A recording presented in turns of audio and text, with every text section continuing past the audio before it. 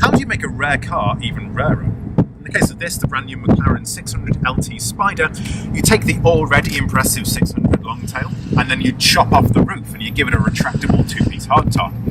In return, McLaren asks you to give them $256,500 of your American dollars, and then they give you a long options list in order to get it down to its minimum weight, in this case to 220 pounds less than a regular 570S.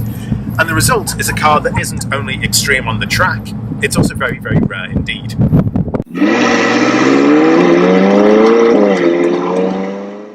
Now, right behind my head, there's a 3.8-litre V8 twin-turbo engine, and that's got about 592 horsepower.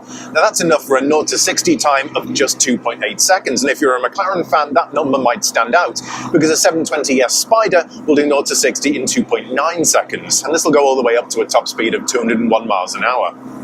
This is a very fast car. Now, the LT stands for Longtail, and that's a name with some heritage in McLaren's history.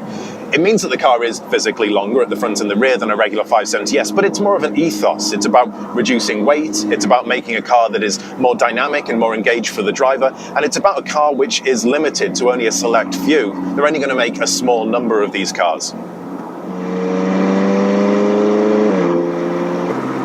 Out on regular roads, the McLaren 600 LT Spider might not be the first McLaren you'd choose for your daily driver.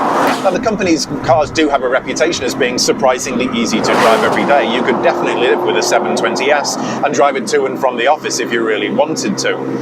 The difference with the 600 LT Spider, though, is that everything is a lot stiffer, and I'm feeling a lot more road vibration coming through the seat, through the steering wheel, and there's a lot fewer kind of creature comforts. This sports seat will be great when we're on the track, but when we're out on a not so great surface like this one, I'm getting an awful lot of vibrations and jerking through, and it's not very adjustable either. I can move forward and backwards, but the backrest is fixed.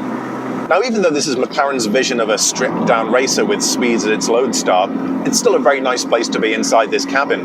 Unlike other cars where there's lots of parts bin sharing, even in the high-end supercars, all of this is McLaren's own handiwork. So you get all the same buttons and switches that you would in a 570S, and they all feel really good, really top-notch. All of the touch points are just as special as you'd hope they'd be. Now, while the Longtail may be McLaren's lightweight car, you'll have to spend a little bit more than sticker price in order to get it at its absolute lightest. And that's because for you to hit those numbers, you need things like the exterior carbon fiber packs and some of the interior trim options, which bring down the weight most significantly.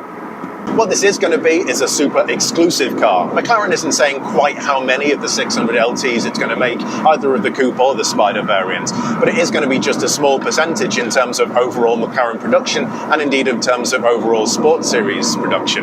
That means that this is probably going to be something of a classic car almost instantaneously, and that's very much in keeping with previous Longtail vehicles. Out on the track, there's nothing quite like it. Obviously, it's a powerful car and a very fast car, but what the extreme looks don't tell you is just how playful it is too. And that raw experience out on public roads translates to a car that really communicates exactly what it wants to do and what you want to do with it when you're on a racetrack. The saddest thing about the 600 LT Spider is just how few people are ever actually going to experience it. McLaren's only going to make them for one model here, and there's going to be limited numbers of that building. And after that, it's gone. It's basically an instant classic. If there's a saving grace, it's that McLaren's Track 25 program expects a full 18 new cars or variations on cars by the year 2025.